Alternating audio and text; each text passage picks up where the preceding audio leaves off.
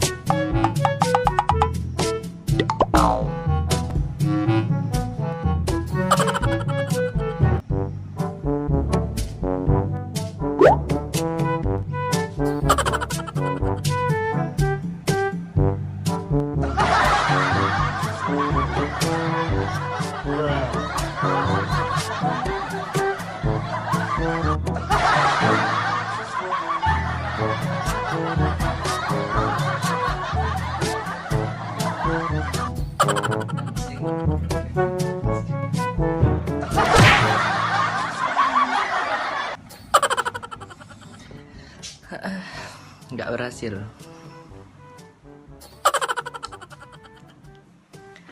Di prank pun nggak serem mukanya.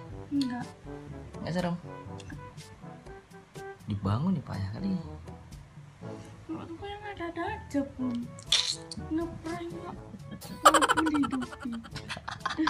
Nggak dihidupin gelap. Adalah gagal. Noob.